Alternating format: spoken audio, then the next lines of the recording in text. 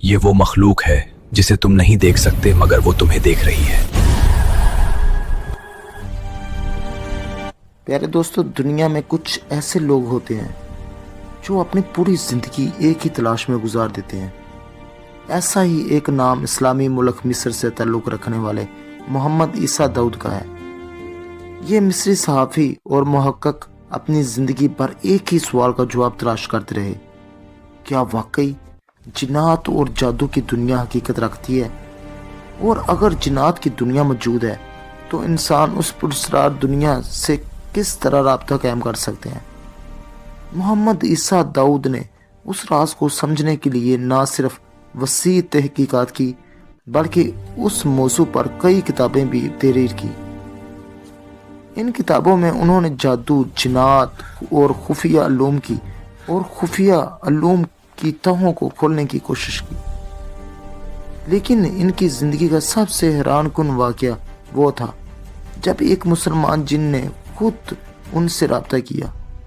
یہ کوئی عام جن نہیں تھا بلکہ ایک مسلمان جن تھا جس نے اپنا نام میرا نام ابن کنجور ہے۔ یہی وہ لمحہ تھا جب انسان اور جن کے درمیان ایک غیر معمولی مکالمہ شروع ہوا۔ یہ مکالمہ بعد میں ایک مکمل کتاب کی صورت میں دنیا کے سامنے آیا۔ لہٰذا آج کی اس ویڈیو میں ہم آپ کو وہی مکالمہ سنائیں گے۔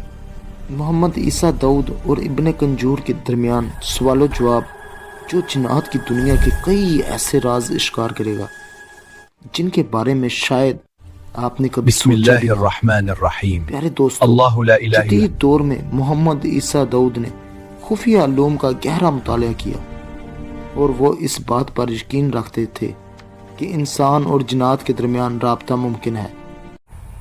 انہوں نے صرف نظریہ پیش نہیں کیا بلکہ خود اس کا عملی تجربہ بھی کیا۔ ان کی مشہور کتاب حوار المعالج جن المسلم یعنی مسلمان جن سے گفتگو اسی تجربے پر مبنی ہے۔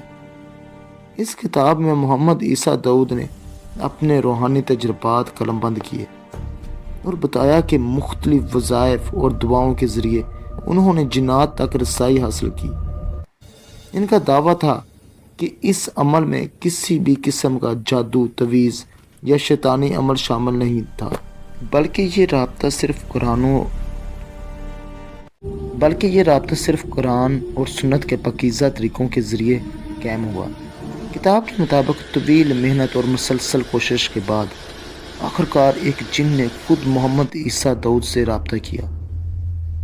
داؤد کی شدید خواہش تھی کہ وہ اس جن کے ساتھ بیٹھ کر گفتگو کرے تاکہ جنات کے بارے میں انسانوں میں پھیلی ہوئی بہت سی غلط فہمیاں دور کی جا سکے۔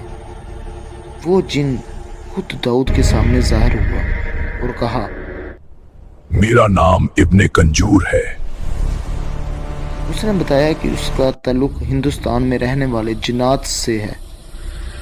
اس نے یہ بھی کہا کہ اس کا دادا بھی جنات میں سے تھا اور نبی اکرم صلی اللہ علیہ وآلہ وسلم کے زمانے میں جنات پر گرنے والے شہاب ثاقب کو اس نے اپنی آنکھوں سے دیکھا تھا۔ ابن کنجور نے بتایا کہ وہ خود بھی آسمانوں پر جا کر فرشتوں کی باتیں سننے کی کوشش کیا کرتا تھا۔ داؤد نے ابن کنجور سے پوچھا: تمہاری عمر کیا ہے؟ ابن کنجور نے جواب دینے سے پہلے کہا: قسم اٹھاؤ کہ تم مجھے نقصان نہیں پہنچاؤ گے۔ داؤد نے قسم کھائی کہ وہ اسے کوئی نقصان نہیں پہنچائے گا۔ تب ابن کنجور نے بتایا کہ اس کی عمر 180 سال ہے۔ جب داؤد نے پوچھا کہ جنات کی عمومی عمر کتنی ہوتی ہے تو ابن کنجور نے بتایا کہ جنات ہزاروں سال تک زندہ رہ سکتے ہیں۔ بعض جن 4000 سال، 5000 سال اور بعض کی عمر 7000 سال تک بھی ہو سکتی ہے۔ محمد عیسیٰ داؤد نے ابن کنجور سے ایک اور سوال کیا: جنات میں سب سے زیادہ عمر کس کی ہوتی ہے؟ ابن کنجور نے جواب دیا: وہ ابلیس ہے جو سب سے قدیم بھی ہے اور سب سے زیادہ عمر والا بھی ہے۔ ابن کنجور نے مزید انکشاف کیا کہ جب وہ بچہ تھا تو اس کے والد ایک دن اسے ابلیس سے ملوانے لے گئے تھے۔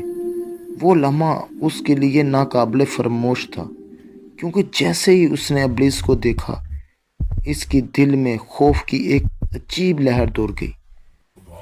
उसने बताया कि इब्लीस नहायत ही बदसूरत था, लेकिन इसके पास अपनी शक्ल बदलने की सहूलियत मौजूद है। इसकी एक लंबी दुम थी और कद में वो बेहद बुलंद दिखाई देता था। इब्ने कंजूर ने यह भी बताया कि इब्लीस का एक बहुत बड़ा महल है, जिसके अंदर उसके लाखों खादम रहते हैं, और ये सब के सब शायतीन में से हैं। यह सुनकर दाऊद ने तजस्सुस के साथ पूछा, इब्लीस कहाँ रहता है? इब्ने कंजूर ने संजीदगी से जवाब दिया, इब्लीस का तख्त समंदर के ऊपर है, जो तुम्हारी दुनिया में मगरब की सिमत वाक़या है।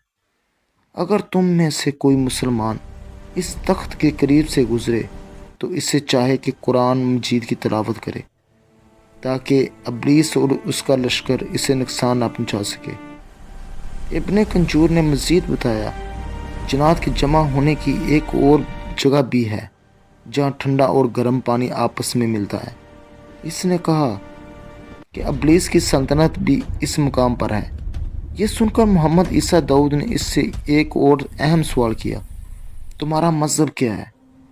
इब्ने कंजूर ने जवाब दिया, मैं एक मुसलमान हूँ और कई ज़बानों को जानता हूँ, इनमें से एक अरबी भी है, इसलिए मैं तुमसे अरबी में गुफ्तगू कर रहा हूँ।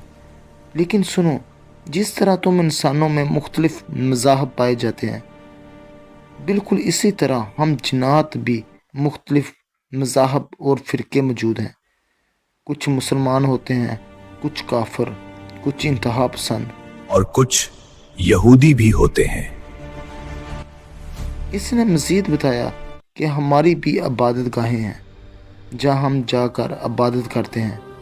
ईसाई जिन कोशिश करते हैं कि वो ईसाइयों के घरों के करीब रहें ताकि उन्हें सहूलत हासिल हो, जबकि मुसलमान जिन ज़्यादातर मुसलमानों के घरों में क़याम करना पसंद करते हैं।